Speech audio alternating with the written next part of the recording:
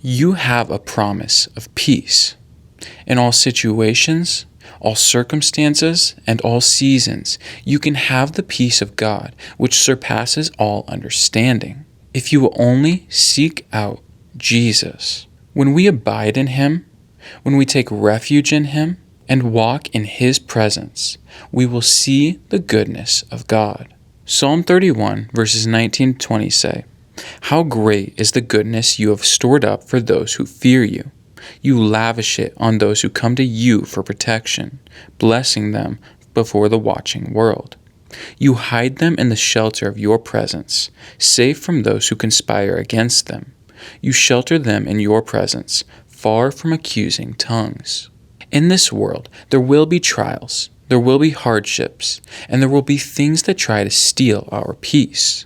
It's just the unfortunate truth of the fallen world that we live in.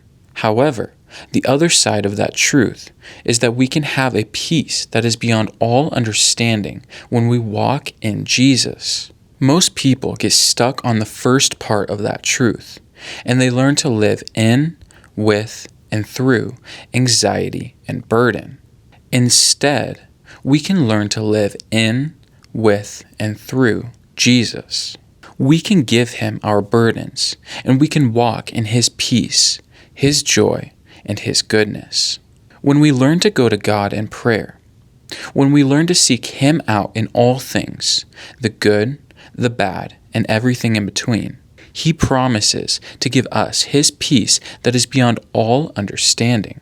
When we learn to seek out His protection, His covering, and when we learn to seek out and live in His presence, we will see the goodness of God.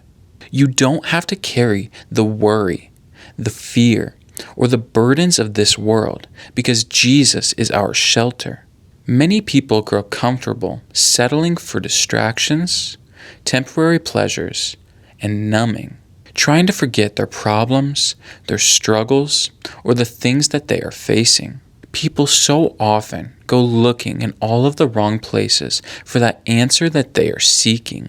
And I can tell you from experience that the things that the world has to offer may give you a temporary sense of peace, but they will leave you empty, searching for more and in a dark place, because you were never meant for them. You were made in the image of God and to have a real, deep, and personal relationship with Him, and He is inviting each of us to go deeper with Him. When the pressures, problems, and trials of this world come knocking, Jesus is inviting us to abide in Him, to take shelter in Him, and to walk in His presence everywhere we go. John 16:33 says, "I have told you all of this so that you may have peace in me. Here on earth you will have many trials and sorrows, but take heart, because I have overcome the world."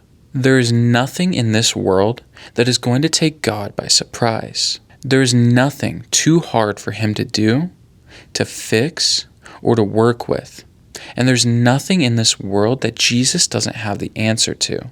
We, however, don't always know what to do. We don't always know how to fix our problems. And there are often things that catch us by surprise. When we try to do life alone, we all know that things often tend to go the other way, or things often tend to fall apart. But Jesus hasn't called us to do this thing called life alone. He wants to walk with us every step of the way. He wants us to go to Him when we don't know what to do. He wants us to come to Him when we are stressed, worried, or when we're trying to carry the burdens that we were never meant to carry. When we come to the end of ourselves, we will arrive at the beginning of Him. In other words, when we realize that we can't do it by ourselves and we surrender it to Him, we can start to walk this life as we were always meant to. One way or another, we are all going to face difficult things in this life, but how we choose to do so is up to us. We can choose to grow bitter, to live in anxiety and worry, or we can choose to live in Jesus. We can choose to view things from heaven's perspective, or we can choose to view things through the world's. We can choose to walk in the joy of the Lord, or we can walk in the fear of the world.